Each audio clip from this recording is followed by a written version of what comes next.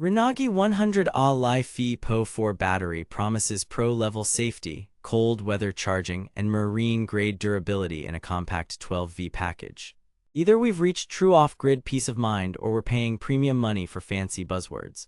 On paper, you get over 60 BMS protections with a second active backup protection layer, a V0 fire retardant casing, Bluetooth monitoring, self-heating rated 20% faster, plus a wobble-resistant, water and corrosion-resistant design. Sounds bulletproof, but does it actually deliver when you push it? Here's what caught my attention. I installed this in my RV power bay and hauled it onto a John boat for real-world abuse. I ran loads, froze it, and logged data for a month so you don't have to. I've put the direct link to check current pricing in the description, but before you click anything, let me show you what I discovered after 30 days of testing. Here's what Renogy says this battery should do. It's a 12.8V 100Ah deep cycle LiFePO4 with smarter than average safety, cold charge capability, and easy Bluetooth monitoring. The key promises: double active protection, 60 plus BMS protections plus a hardware backup that cuts power during faults. Self-heating for sub-freezing charging, claimed 20% faster to temp.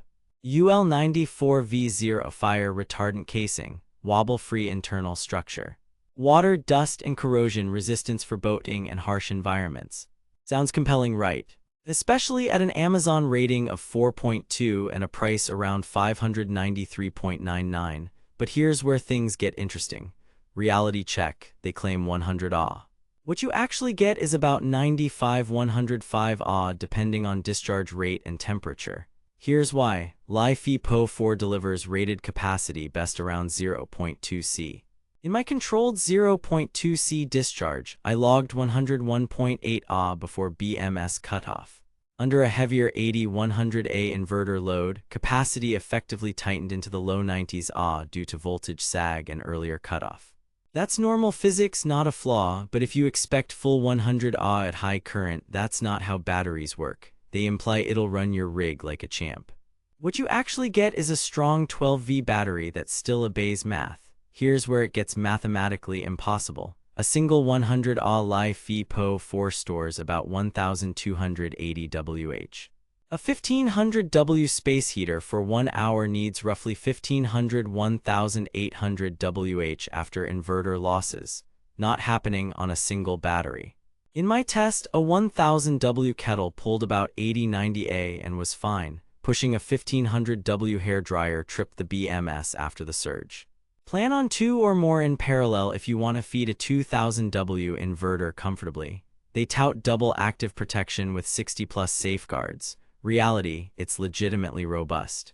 The primary BMS monitors overcurrent, high-low temp, cell balance, over-under voltage, etc., and the active backup acts like a second layer that hard opens the circuit if a thermal or hardware fault sneaks through. Evidence: I forced an inverter surge beyond spec. The battery cut instantly and recovered cleanly after removing the load. That's how a safety-first pack should behave. The trade-off: any surge above its design window ends your party instantly. If your loads spike hard, run multiple batteries. They claim self-heating and Bluetooth. What you actually get: the heater only activates during charging below freezing, sipping a chunk of the incoming current to warm the cells first. It will not warm itself from idle. In my freezer test at around 20 degrees F, connecting a charger kicked the heater on and delayed charging until the cells reached safe temp. Works as advertised, but it slows charging and draws power from your charger. The Bluetooth app made monitoring easier. I saw consistent voltage, current, and temperature. Here's the plot twist.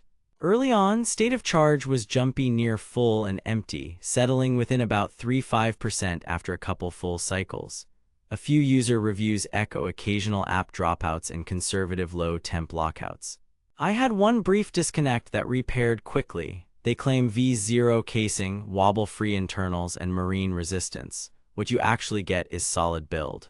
I strapped it in using the integrated mounting points and hammered down washboard roads. No rattles, no loose terminals, and the case shrugged off splash and dust. Reality check: it's weather resistant, not submersible. In a boat, spray is fine, dunking is not. Terminals and hardware showed no signs of corrosion after salt mist exposure and cleanup, and Renogy's ISO 9227 corrosion-resistant claim tracks with the finish quality I saw.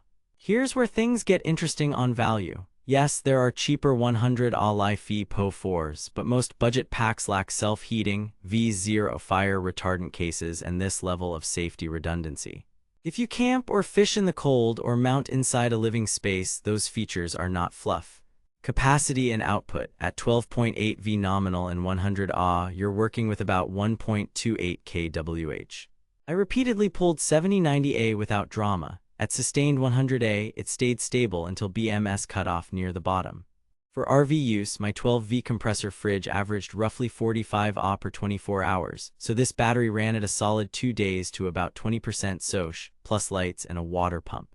Trolling a 55 lb thrust motor at moderate speed drew around 40-50 A. Expect a couple of hours continuous or much longer if you pulse and drift.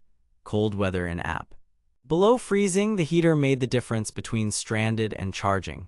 Just remember, it only heats when a charger is connected and will slow down net charge speed.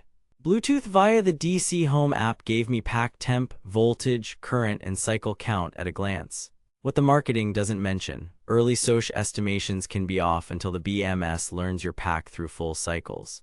After 2 full charges, mine was reliable. Build and installation. The V0 case is a legit safety perk for interior installs. The internal bracing and included mounting options kept cells happy under vibration.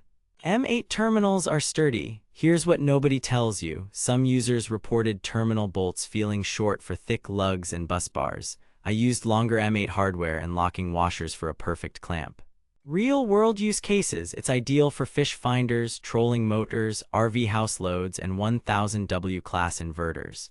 It's not a one-battery solution for 2000W appliances. Parallel 2 or more for that. The water and corrosion resistance make it a strong marine pick, especially if you beach launch or run salty air. Recommendation: recommended with smart expectations. If you want a safety-first, cold-capable 12V 100Ah that can live in an RV or boat and you value Bluetooth diagnostics, this Renogy earns its keep. Pros: excellent protection stack, self-heating that actually works, V0 casing, sturdy mounting, marine-ready finish, stable output. Cons: premium price at about $593.99, conservative BMS trips on big surges, Bluetooth SOH learning curve, and terminal hardware that may need an upgrade. Worth it if you prioritize safety and cold weather reliability. If you're running a 2000W inverter or on a tight budget, either double up batteries or look at lower cost non-heated packs. Thanks for watching. If this review saved you from wasting money or helped you find something actually worth buying, I've put the link to check current pricing and read more reviews in the description. And hey, if you do decide to buy through my link, it helps fund these investigations without costing you extra. Drop a comment with what you plan to power and tell me what battery you want me to tear down next. Up next, I'm stress testing a budget 100Ah LiFePO4 against this Renogy to see if the premium is justified. Stay powered and skeptical.